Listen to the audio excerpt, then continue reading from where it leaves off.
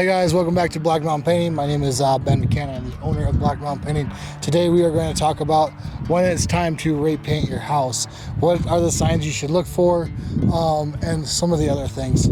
So we're at this house today. Relatively new house, built about 10 years ago, maybe 8 years ago. And if you come in close here, you can already see, like you see this with like fast home builders and stuff. You can see the cracks already in the caulk. Not great. So what this is going to tell me, that it was kind of put together quickly. Also, if you look in here, your caulk's sinking in, so not enough caulk actually got into that gap. Same thing over here. Everything's starting to crack out already. You know, maybe not. I would venture to guess, I've been in houses where you don't have this after so many years.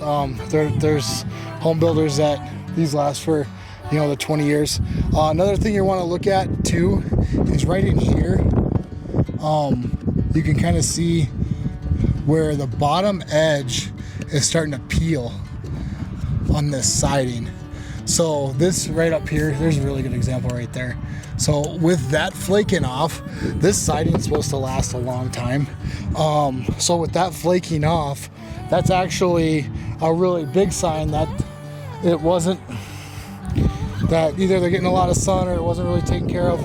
And I don't want to say not installed properly, but definitely different. So another thing to look for is just kind of go and look through the whole side of the house, especially here. We're not seeing a lot of fading. That's a great thing.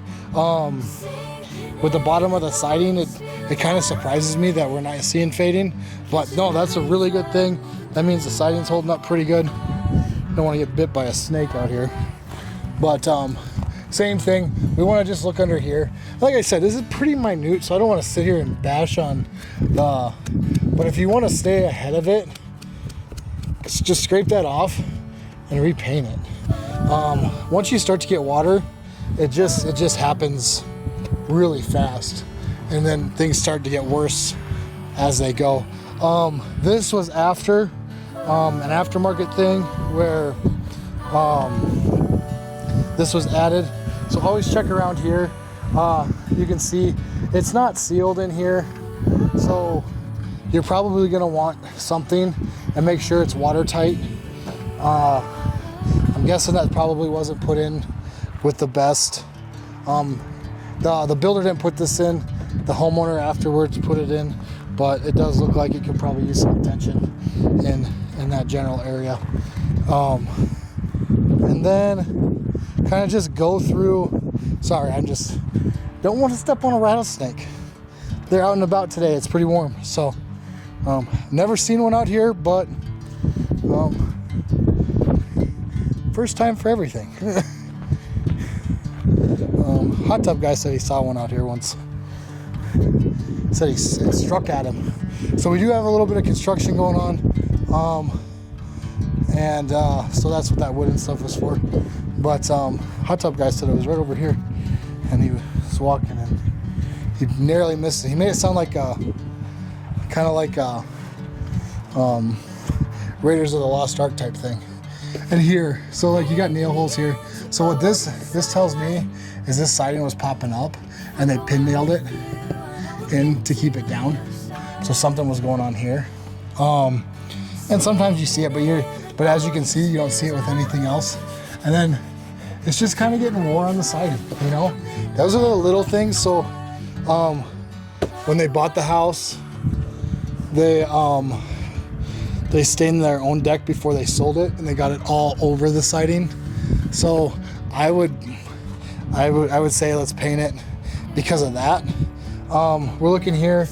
Your caulk's looking pretty good here. Smart. I mean, this was done pretty good. I mean, I wish I could sit here and kind of like just nitpick everything, but this is done. This is done pretty solid. This is a good siding job. I mean, here, your caulk's popping here, right there.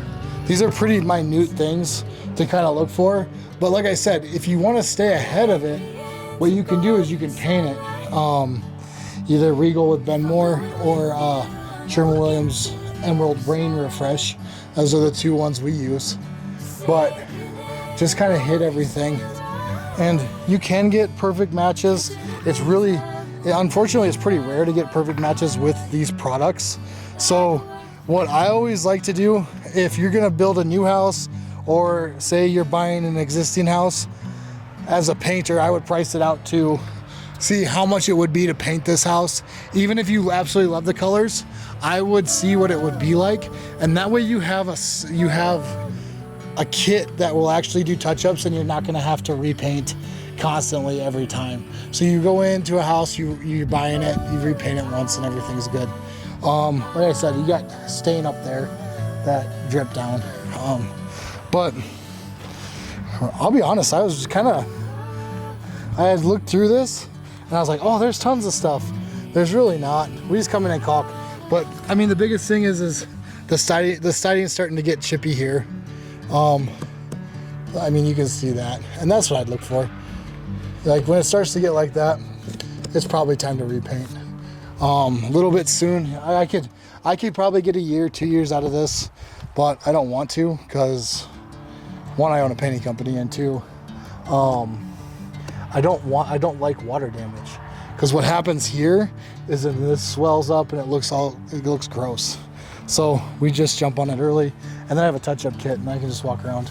A lot of paints will have lifetime warranties with, as far as, lifetime warranties, so it's not cracking or peeling. If we get a bad storm, hail, stuff like that, obviously, that's a different thing. And then, and fading. Fade resistance is huge. And then we go to the other side. But this is the side that gets hit the hardest. So if you're gonna notice fading on this side, you would notice it already. I don't see it. There's enough transitions where you got light up. It's not really fading. This is a pretty good product. It really is. Like I said, it's just those bottom pieces that I'm worried about. And the snake bites. Same thing. You're not seeing a lot of any kind of like fading or anything. This is a pretty good product. But one, my wife wants a different color. Two, I'm already kind of seeing those bottoms flake out. So I want new paint. So this works out pretty well. Because if you come here, it's pretty simple. This stuff's in good shape. Like I said, just the bottom edge. And that's all we're hitting. So, and hitting those trims. So what I would do, if you're looking for it, look for anything that's peeling, anything that's starting to peel, especially on the faces. This, I jump on right away. Find a good matching trim paint. If you can afford it, have them paint the house before you buy it. Or if you're building a house, if you have it primed, I've done the numbers quite a bit on this. Sometimes it's a little bit cheaper to do pre-finished siding. I wouldn't, because you can't touch it up, especially Hardy.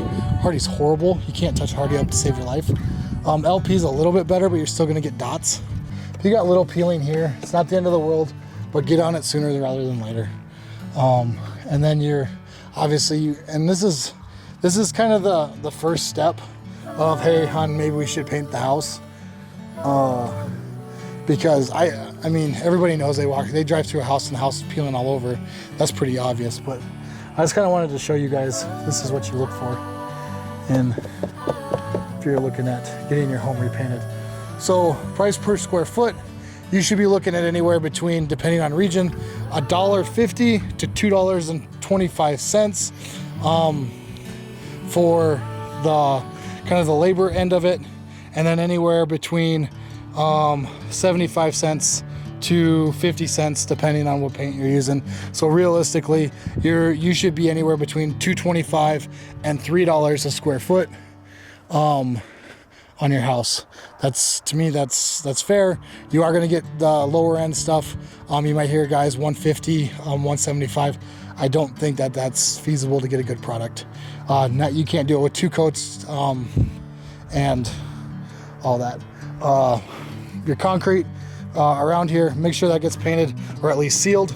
A lot of contractors, they'll do like a clear seal on it, and that's fine, but it's always nicer to make sure you can see the color so you know when the seal's starting to go to. Metal, keep your metal. I try not to paint any metal soffit or fascia. You can do it, it's gonna look good for 2-3 years, then it's gonna start to peel. A lot of guys will tell you, hey, we should paint the gutters. All it is it's lazy, because they don't wanna have to pull the gutters to get to that fascia piece, or they don't wanna have to cut around it. If you wanna paint the gutters, you absolutely can, but you're not painting in the gutters with the same stuff you're painting the house. You're using a DTM paint, they're sanding them down, and they're doing it the right way. If you got a guy that's just going to paint the whole house and everything and the gutters in the same paint, tell them, no, we don't want that. It's not gonna work. Like I said, it'll look good for a couple years and then it'll work. Same thing with metal soffit up here and your metal gutters. So really quick, just kind of a rundown. Anywhere between 225, 325 square foot for the house, depending on product and obviously who's doing it and what region you're in. Don't paint the metal. If you're painting the metal, use a DTM product and make sure they prep really good. Anything that is raw wood, you spot prime. So this is what you're looking for as far as having to repaint the house. Hope that helps. If you like the content, please like and share, follow, do all those things, and I will try to get tips out every Monday. We will knock this 10-minute video down to maybe 2.